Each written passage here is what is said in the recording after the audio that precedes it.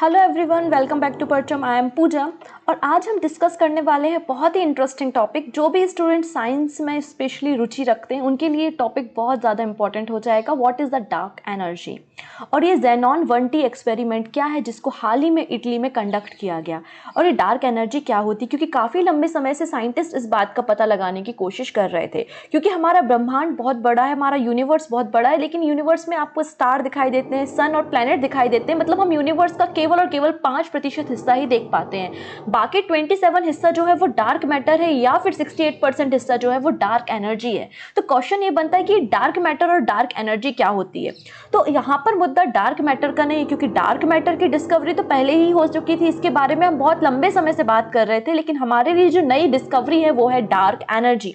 क्योंकि अगर हम 1884 की बात करते हैं तो केल्विन नाम के एक साइंटिस्ट ने इस बात को डिस्कवर किया था। इन्होंने क्या किया, जैसे कि अगर हम यहाँ पर एक सोलर सिस्टम लेते हैं या यहाँ पर एक गैलेक्सी को लेते हैं और यहाँ पर मान लेते हैं लगभग 10 स्टार है और हर एक स्टार का जो मास है वो 1 kg है। तो 10 स्टार का मास क्या हो जाना चाहिए था, 10 स्टार का मास हो जाना चाहिए था 10 kg। जब इन्होंने पूरा ओवरऑल गैलेक्सी का मास कैलकुलेट किया तो इन्होंने पाया कि ये तो जस्ट डबल हो गया, ये हो गया 20 kg। इसका मतलब बीच में कुछ ऐसी चीजें हैं जो हमें दिखाई नहीं दे रही हैं बट एग्जिस्ट तो करती हैं, और जिनका अपना ग्रेविटेशनल पुल भी है, उनको ही नाम दिया गया था डार्क मैटर्स। तो डार्क मैटर और ब्लैक होल में कंफ्यूज होने की जरूरत नहीं, क्योंकि आप लोग एक डेफिनेशन जानते हैं कि ब्लैक होल क्या होता है, जिसमें ग्रेविटेशन बहुत ज्यादा होता है, जो हर एक चीज को खा जाता है। उसमें से कुछ भी जाए, लाइट वगैरह जाए, वो उसको स्किप नहीं करता, कुछ भी रिफ्लेक्ट नहीं करता, सब कुछ अपने अंदर एब्जॉर्ब कर लेता है। तो ब्लैक जो मैं कलर पहनी हुई हूँ, ब्लैक कलर ब्लैक क्यों दिखाई देता है, क्योंकि वो कुछ भी रिफ्लेक्ट नहीं करता, सब कुछ एब्जॉर्ब कर लेता है। इसलिए ब्लैक होल जो ब्लैक नाम है, इसका मतलब ये है कि इसने लाइट को एब्जॉर्ब कर लिया। लेकिन dark matter is a different thing. Dark matter जो होता है इसका ग्रेविटेशनल पुल होता है, ये लाइट के साथ कुछ भी रिएक्शन नहीं देता, लाइट को स्किप नहीं करता। इसको डार्क मैटर नाम इसलिए दिया गया है क्योंकि इसके बारे में हम नहीं जानते। तो ब्लैक होल इसकी प्रॉपर्टी के कारण है, डार्क मैटर क्योंकि हम इसके बारे में नहीं जानते, इसलिए हमने इसको डार्क मैटर नाम दे दिया था। तो बिल्कुल डार्क मैटर हमारे यूनिवर्स में जो है वो 27% है, लेकिन डार्क एनर्जी जो है वो 68% है। तो हमारा आज का डिस्कशन जो होने वाला है वो डार्क एनर्जी पे है। क्या ये ज़ेनॉन 1T एक्सपेरिमेंट है और कौन कौन सी कंट्री फर्दर दूसरा एक्सपेरिमेंट डार्क एनर्जी को डिस्कवर करने के लिए करने वाली है। लेकिन इस पूरे मुद्दे को समझने के पहले हमको जाना पड़ेगा एक साइंटिस्ट के पास जिनका नाम होता है जॉर्ज लेमेत्रे, और जिन्होंने हमें बिग बैंग थ्योरी दी थी। क्योंकि ये जो ब्रह्मांड की उत्पत्ति हुई है, जो पूरा यूनिवर्स बना है, उसका एक रीजन है बिग बैंग थ्योरी। हालांकि जब 1927 में जॉर्ज लेमेत्रे ने हमको बिग बैंग थ्योरी दी थी तो बहुत सारे साइंटिस्ट ने मिलकर इनका मजाक उड़ाया था, ये तो कुछ भी बातें करते हैं, ऐसा कैसे हो सकता है। तो इनकी बात को किसी ने नहीं माना था। लेकिन 1965 में जब कॉस्मिक माइक्रोवेव जो वेव्स होती हैं उनकी डिस्कवरी होती है, तो अब इनकी बातें मानना शुरू करते हैं लोग। और सबसे ज्यादा जो ऑथेंटिकेट आज के समय में यूनिवर्स की डिस्कवरी के लिए जानी जाती है कोई थ्योरी, तो जॉर्ज लेमेत्रे की जो है वो थ्योरी जानी जाती है, big bang theory. George Lemaître ने 1923 में ये थ्योरी दी थी। 1927 में हमको इसके एक्सपांशन के बारे में इन्होंने बताया था। तो जरा हम बिग बैंग थ्योरी के बारे में जान लेते हैं। इन्होंने हमें क्या कहा कि ये ब्रह्मांड जो है वो लगातार एक्सपांड होते जा रहा है, लगातार फैलते जा रहा है, और छोटी मोटी स्पीड से नहीं फैल रहा है, इसका एक्सपांशन स्पीड ऑफ लाइट से भी ज्यादा हो रहा है। अगर यहाँ से मुझे मून की या दो स्टार्स के बीच का डिस्टेंस को मेजर करना होगा, अगर हमारे सोलर सिस्टम के अंदर हमें कुछ भी मेजर करना है तो हम AU और एस्ट्रोनॉमिकल यूनिट की यूज करते हैं। लेकिन अगर हमें ब्रह्मांड की दो चीजों के बीच का डिस्टेंस फाइंड आउट करना होगा तो हम लाइट ईयर का यूज करते हैं। ठीक है, तो इन्होंने कहा कि जो एक्सपांशन ऑफ यूनिवर्स हो रहा है वो स्पीड ऑफ लाइट से भी ज्यादा हो रहा है। स्पीड ऑफ लाइट से भी ज्यादा जो है वो एक्सपांशन होता चला जा रहा है यूनिवर्स का। और यूनिवर्स की उत्पत्ति कैसे हुई, तो इन्होंने कहा कि एक एटम के जरिए, एक परमाणु के जरिए जो है वो यूनिवर्स की उत्पत्ति हुई थी। ठीक है, इस पूरी थ्योरी को ही बिग बैंग थ्योरी का नाम दिया गया। इन्होंने कहा कि सबसे पहले एक एटम हुआ था जिसका मास बहुत ज्यादा था, जिसकी डेंसिटी बहुत ज्यादा थी। इस एटम को सिंगुलरिटी भी कहा गया था। सिंगुलरिटी मतलब इनफाइनाइट डेंसिटी वाला, बहुत ज्यादा घनत्व वाला कोई एटम, और जिसमें न जाने किस कारण से एक खतरनाक सा विस्फोट हुआ, एक्सप्लोजन हुआ, जिसको सुपरनोवा एक्सप्लोजन भी आप कह सकते हैं। और इसी एक्सप्लोजन के बाद हमारा ब्रह्मांड की उत्पत्ति हुई और बहुत सारे पार्टिकल्स बढ़ते चले गए और ब्रह्मांड जो है वो एक्सप्लोजन होता गया। अब जब ये विस्फोट हुआ था तो टेम्परेचर बहुत ज़्यादा था, ऐसा बोला जाता है कि लगभग 10⁻32 डिग्री सेल्सियस के आसपास टेम्परेचर था। लेकिन इतना टेम्परेचर होने के बाद भी कोई भी लाइट नहीं थी हमारे स्पेस में, एकदम डार्क था हमारा पूरा का पूरा स्पेस, ठीक है।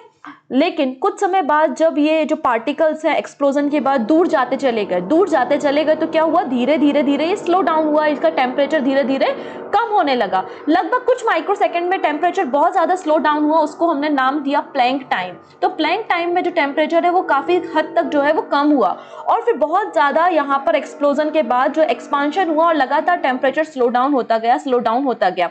आज से ये पूरी जो घटना है बिग बैंग थ्योरी की 13.8 बिलियन अगो की हम बातें कर रहे हैं। आज से इतने साल पुरानी की घटना हम बात कर रहे हैं। लेकिन इस डार्क एज के बाद यहाँ पर क्योंकि केवल और केवल एक्सपांशन हो रहा है और केवल ये जो पार्टिकल्स है वो एक दूसरे से दूर चले जा रहे हैं, लेकिन कोई भी लाइट हमारे स्पेस में नहीं है। इस पूरे एज को हमने डार्क एज का नाम दिया। लेकिन कुछ समय बाद न्यूट्रॉन और प्रोटॉन की वहां पर न्यूट्रॉन और प्रोटॉन बनना शुरू हुए, वो आपस में गैदर होना शुरू हुए और हमारे स्पेस को, हमारे यूनिवर्स को हमारा पहला एक एटम मिल गया जिसको हमने हाइड्रोजन नाम दिया। और यही हाइड्रोजन और हाइड्रोजन आपस में मिलकर हीलियम बनाने लगे और हमको आज से 4.8 बिलियन ईयर अगो हमको अपना पहला स्टार मिला। और बहुत सारे फिर स्टार्स का फॉर्मेशन लगातार होता गया। स्टार के फॉर्मेशन के बाद हमारा मिल्की वेव का फॉर्मेशन हुआ जिसको आप निहारिका के नाम से जानते हैं। और यहीं पर हमारी इसी सोलर सिस्टम में, इस मिल्की वेव में हमारी अर्थ भी थी।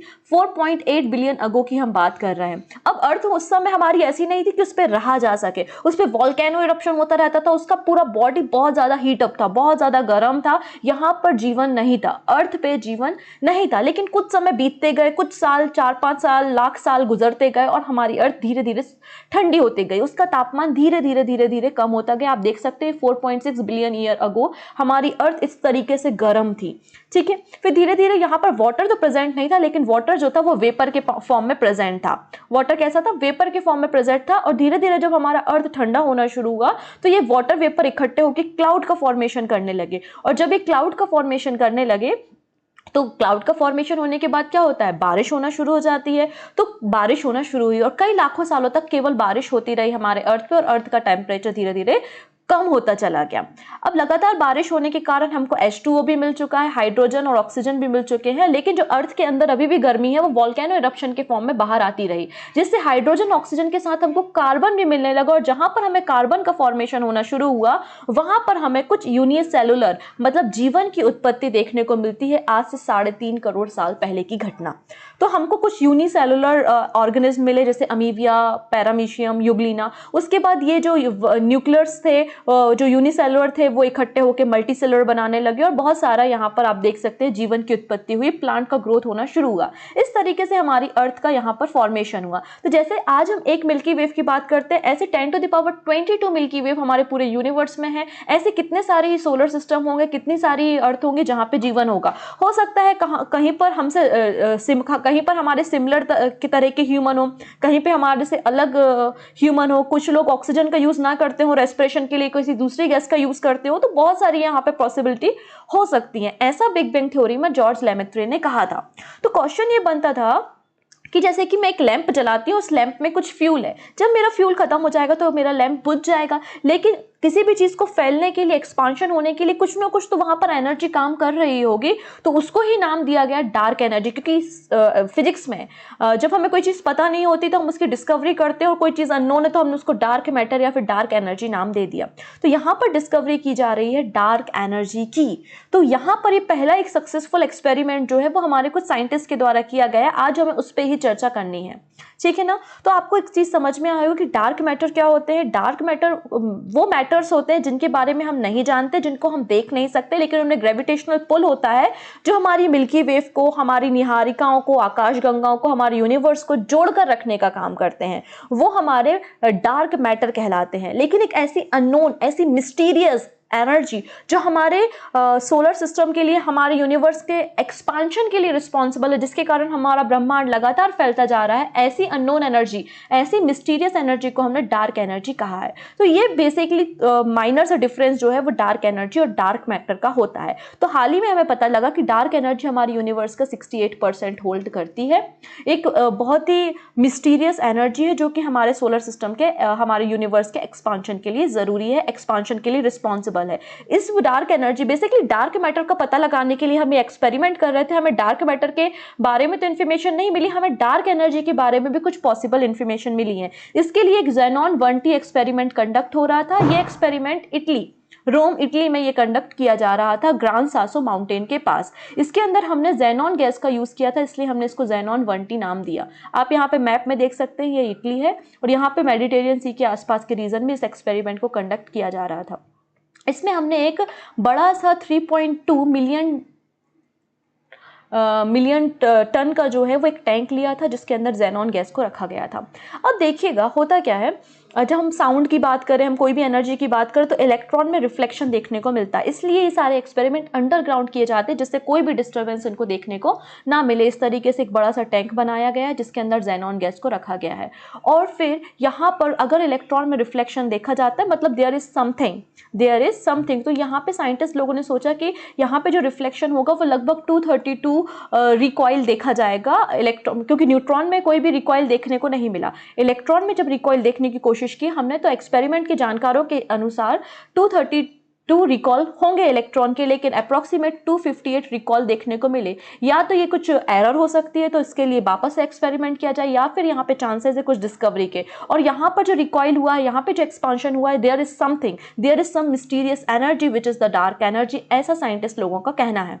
क्लियर हुआ इतना? तो while dark matter attract and the hold galaxy together and dark energy repel and cause the expansion of our universe, this is the basic difference between the dark energy and the dark matter. यहाँ पर dark matter तो हम बहुत पहले समय से इस पे बारे में बात कर रहे हैं, लेकिन dark energy की शुरुआत 1998 से हबल टेलीस्कोप के द्वारा, जो हम सुपरनोवा इल्यूजन देख रहे थे, एक्सपोजन देख रहे थे सुपरनोवा का, उसके बाद हमने इस बारे में डिस्कवरी करना शुरू की हबल टेलीस्कोप की सहायता से। तो ये बिल्कुल नई डिस्कवरी हमारे यहाँ से मानी जाती है। ठीक है, इसके अंदर हमको 2 इलेक्ट्रॉन वोल्ट का जो है वो एक अनएक्सपेक्टेड रिफ्लेक्शन देखने को मिला, जिसके कारण बताया जा रहा है कि एक नॉइस नहीं है, ये कोई नॉर्मल डिस्टर्बेंस नहीं है, there is something this is due to the dark energy. क्योंकि हमारे पूरे यूनिवर्स में जो हम अगर फंडामेंटल फिजिक्स की बातें करते हैं, तो 4 प्रकार के फोर्सेस की हम बात करते हैं। First is the gravitational force which is the very nominal force which is a very weak force. Second one is the nuclear force, strong nuclear force and the weak nuclear force, मतलब कमजोर परमाणु बल और strong परमाणु बल जो होता है वो। और तीसरा होता है विद्युत चुंबकीय फोर्स, इलेक्ट्रोमैग्नेटिक फोर्स। यहाँ पर हम 4 फंडामेंटल फोर्सेस के बारे में बात करते हैं। इस सारे फोर्सेस पे ही हमारा यूनिवर्स काम करता है। लेकिन there is the 5th force which is the dark energy, और ये जो हमारे एक्सपांशन का कारण है, ऐसा साइंटिस्ट का कहना है। अभी ये डिस्कवरी कंप्लीट नहीं हुई है, अभी फर्दर यहाँ पर एक्सपेरिमेंट किया जा रहा है। जो लक्स ज़ेपलिन करके जगह है यूएसए में, यहाँ पर भी एक एक्सपेरिमेंट कंडक्ट करने की कोशिश की जा रही है, जहाँ से हमें डार्क एनर्जी के बारे में इंफॉर्मेशन मिलेगी। साथ ही साथ पांडा XT, और ये जो एक्सपेरिमेंट है ये चाइना में कंडक्ट किया जाएगा। ये भी एक अंडरग्राउंड एक्सपेरिमेंट होगा, जिससे हमें फर्दर इन्फॉर्मेशन मिलेगी डार्क एनर्जी के बारे में। अगर हम डार्क एनर्जी और डार्क मैटर के बारे में सभी कुछ जान जाते हैं, तो हमको इस पूरे एक्सपांशन के बारे में पता चलेगा। क्योंकि अभी तक ऐसा माना जाता है कि 93 बिलियन किलोमीटर तक हमारा यूनिवर्स जो है वो एक्सपांड कर चुका है। इतना ज़्यादा हमारा यूनिवर्स एक्सपांड कर चुका है, लेकिन हमारे लिए ये सब अनविजिबल है। हमने अभी तक इस पूरे यूनिवर्स को देखा नहीं है। हमने अभी तक जितना यूनिवर्स देखा है वो 46 बिलियन किलोमीटर तक का यूनिवर्स को देखा है, क्योंकि इसके आगे से हमारी लाइट जब रिफ्लेक्ट होकर आई, इसका ये मतलब हुआ कि उस समय तक जो है यूनिवर्स और भी ज़्यादा एक्सपांड हो चुका था।